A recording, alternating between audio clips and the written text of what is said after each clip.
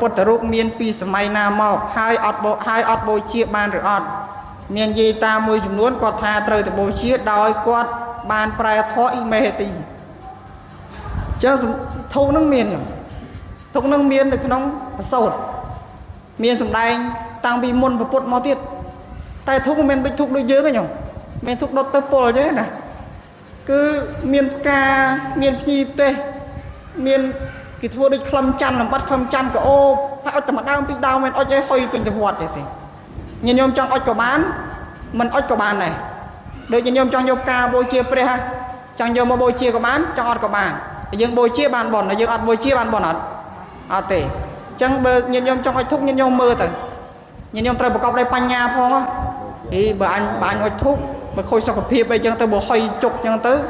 អញមានបញ្ញាអត់មានបញ្ញាល្អចឹង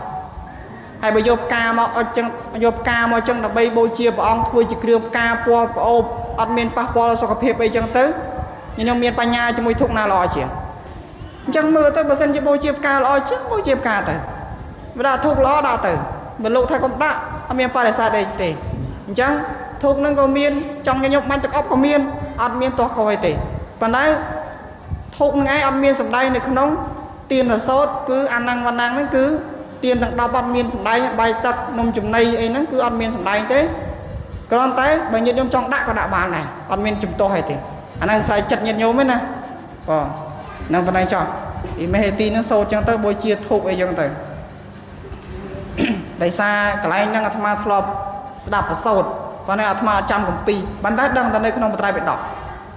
លោកសម្ដែងថាមានប្រធារៈអង្គខ្លះលោកបូជាធូបចំពោះព្រះសម្មាសម្ពុទ្ធប្រកបដោយគ្រឿងកោបអីចឹងទៅ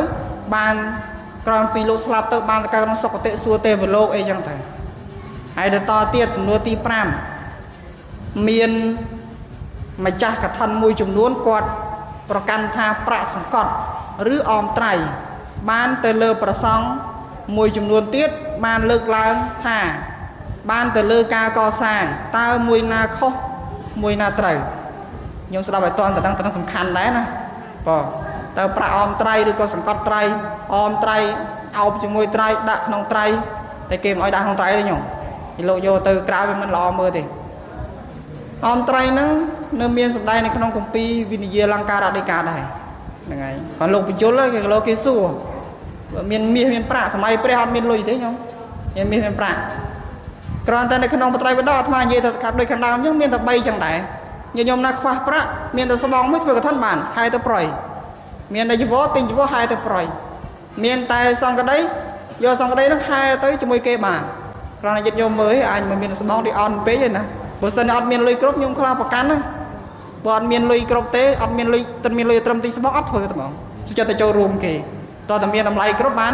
ទៅធ្វើអញ្ចឹងលោកសម្ដែងថាប្រាកឋិនហ្នឹងអាស្រ័យលើចិត្តញាតិញោមដែរអាសង្កត់ត្រៃឬទៅលើការកសាងទៅលើបច្ច័យ4ហ្នឹងញោមស្រាប់ឲ្យតន់ណាគឺអាស្រ័យទៅលើចិត្តញាតិញោមឧបមាញាតិញោមពេលទៅបន់ណាញាតិញោមអាចញាតិញោមប្រសង់ណាអាត្មានិយាយទៅតនឹងប្រសង់វិញប្រសង់ឬក៏អាចារ្យអាចទៅច្អល់មុខញោមឯងដាក់លុយអាត្មាកុំដាក់ការកសាងបានទេញោមល្អមើលដែរហើយប្រាំងបានមកល្អអត់សទ្ធារបស់ញាតិញោមពុទ្ធបរិស័ទហ្នឹងដាក់ខាងណាដាក់ទៅមែនទេដូចញាតិញោមពេលប្រជុំបិណ្ឌអញ្ចឹងអានេះបានស្គរដាក់មួយមកផ្ទាល់នេះនេះគេបច្ច័យ4ប្រសងដាក់ផ្ទាល់នេះពុទ្ធរូបនេះពុទ្ធបូជាអត់មានបខំគេណែចូលដាក់ហ្នឹងហើយអត់ដាក់ខ្ញុំអត់ឲ្យចូលវត្តហ្នឹងហើយមានអញ្ចឹងអត់តាមសទ្ធារបស់ញាតិញោមពុទ្ធបរិស័ទដាក់មួយណាមួយហ្នឹងទៅមែនអត់ញោមអញ្ចឹងសម្ពុតជីវរដែលញាតិញោមដាក់ប្រាក់ហ្នឹងញាតិញោមអត់ដាក់ប្រាក់ក៏ធ្វើកឋិនបានដែរ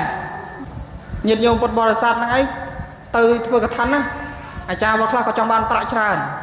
ហេលោកអាចារ្យហើយញាតិញោមក៏អត់ដឹងមែនហ៎ធ្វើកឋិនញោមអត់ដឹងញោមខ្លះអត់ដឹងមែនដឹងធ្វើកឋិនមុខទៅក្រោយមិនផងមែនអត់មិនទៅពឹងលើអាចារ្យដល់ប៉ះអាចារ្យល្អមិនថាទេតែបើប៉ះអាសង្ឃប៉ះអាចារ្យល្អញោមអស់លុយច្រើនហ្នឹងឯងមិនខ້ອຍបរោគ្រូទាយទេណាគ្រូទាយប្រកបមិនតាមគ្រូទាយទាំងអស់ឲ្យខ្លាចទេអត់ត្រូវខ្លាចអត់ជាដល់តែទៅដល់រកអាចារ្យហេខ្ញុំចង់ធ្វើកឋិនធ្វើម៉េចឯងតើតែមានប្រាក់សង្កត់ត្រៃយ៉ាងតិច5-10ម៉ឺនមកធ្វើបានខ្ញុំចង់ឈ្មោះដាក់ក្នុងវត្តដែរមិនចឹងធ្វើអត់បានទេចង់អត់ដឹងគ្នាមានស្បង់ចង់អត់បានធ្វើឆ្នាំក្រោយធ្វើទៀតអត់តែមានលុយផងមានលុយអស់ហើយ មានអាចារ្យខ្លះដាក់1លានណាអាហ្នឹងខ្ញុំដាក់គាត់ឈ្មោះអត្រៃធំឲ្យបរយណែឯងមានលៀងតែមួយបានណាខ្ញុំប្រកាសឈ្មោះមុនគេហើយដល់ពេលកន្លែងខ្លះដាក់$100បាត់បានណាអត់មាននិយាយរឿងស្បង់និយាយតែរឿងលុយអញ្ចឹងលោកសម្ដែងថាអត់មានទៅប្រខិតប្រខំញាតិញោមបានទេគាត់ឈ្មោះទាំងអស់ទៅញោមណាចង់មានទៅលៀងដាក់លៀងទៅមានប៉ុណ្ណាដល់ប៉ុណ្ណឹងប្រកាសឈ្មោះទាំងអស់ទៅបើប្រកាសឈ្មោះទៅអត់ទាំងអស់គ្នាទៅកុំឲ្យច្នៃគ្នាស្មើភាពគ្នាអត់ញោមអញ្ចឹងការដាក់ប្រាក់សង្កត់ត្រៃហ្នឹងបើសិនណាបើញាតិញោមមកពីផ្ទះញាតិញោមយល់ដឹងដែររៀនវិន័យដែរហើយយល់ដឹងដែរអញ្ចឹងប្រាក់នេះខ្ញុំដាក់ជា2ចោះដាក់ប្រាក់មួយចំណែកទៅលើសង់ការកសាងលោកចង់កសាងឲ្យកសាងកុដិសាលាវិហារអញ្ចឹងទៅ